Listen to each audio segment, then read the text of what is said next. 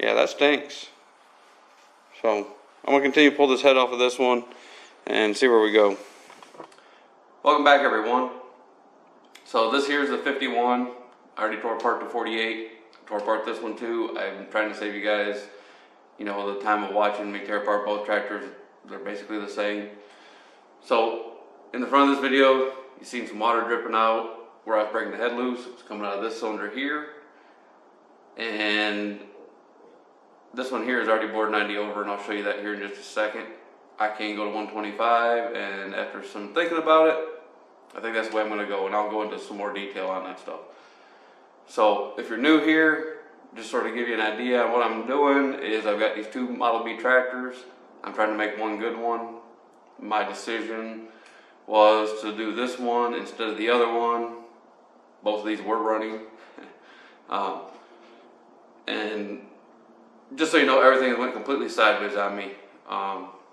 So let's sort of get into sort of what's going on with this one so that you guys know, and I'm going to try to go ahead and get this block off today. That way I can have some machine work done. Now I'm going to try my best to sort of show what I can. So I cleaned this one here up. Hopefully this light isn't too bright to where you guys still see it.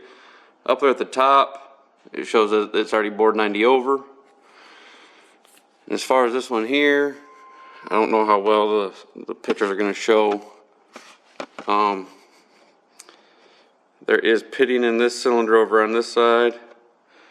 I think if I go to the 125, I'm going to be just perfectly fine.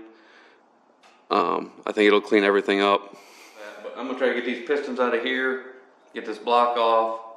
That way we can try to get something sent off and try to get some machine work done. I did find a place that's locally that'll be able to bore the block. With this being the way it is, I'm not going to run it. I will have this block checked also, make sure it's not cracked before I have it bored over. If so, I'm taking stuff from that one.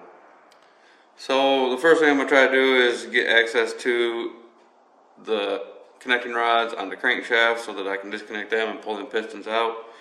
This is the cover that has to come off to be able to access them.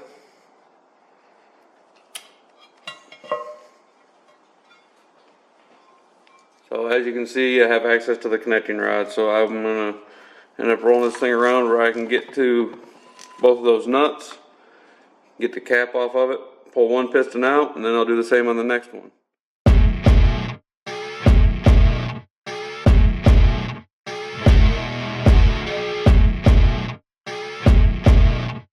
Well, hopefully the lighting is good enough. You can see some scoring here on this bearing, right there, and on the cap. So, this might get more involved than what I want it to be now, but we'll see. We'll get the other one apart and see what we've got.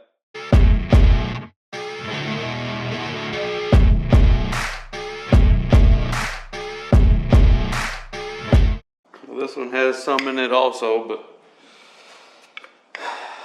I don't know. That just seems to be one thing after another, I swear. Alright, I went ahead and pulled all the nuts off the studs. So now we'll see if we can get this guy off of here. Hopefully. Oh yeah. Look at that. Look at that.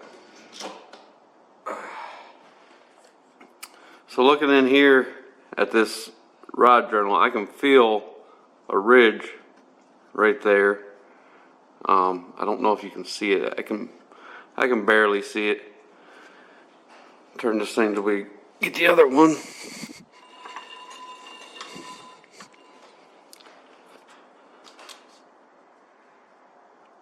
That one has the same ridge on it too. Well, that stinks. So now I'll try to figure out how to get this crank out of here so that I can have that turned while I'm at it. Might as well just go ahead and do it all, right? Alright, let's see what happens.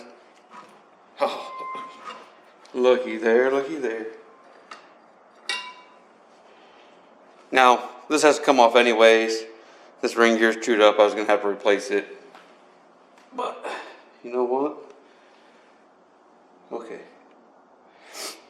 So I was just standing here thinking about something, making sure that there's a way to make this goes back on one way. And there's a little pin on the one spline. That's a little heavy. And there's that little pin. Well, I'm gonna add to my Christmas list that I need more parts. So anybody that wants to like donate, I will be glad to take some. Looks like this guy here is broke. Don't know if I can get him off of there or not, but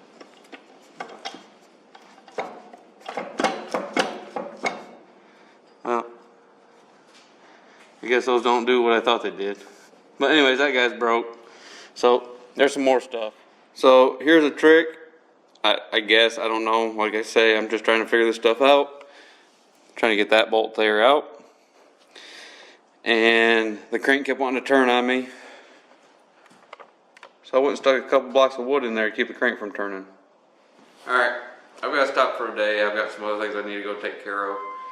But to finish pulling this part off, I'm going to have to get a puller. It does not want to just pull off. So I'll have to get a puller to do that. Blocks off, I'll get that to the machine shop.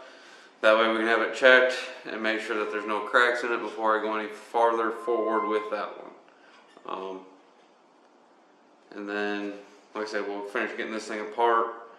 Obviously I'm going to have to take the crank up there too, have that turn. Hopefully it'll turn. As I was looking at the back side there, it looks like there's some pitting in that. Oh boy. This is going to get, like I said, this was not my whole intent on doing this. I was, what do you do? I mean, I guess I could have just left it the way it was and run it and hope for the best, but that's just not the way I am. I want to do it right. So, with doing it right, it's going to end up taking longer, I guess. If everything would have been fine inside there, I wouldn't have done what I'm doing now. But all right, you guys, thanks for watching, and we'll see you next time. Hopefully we can get this thing the rest of the way apart.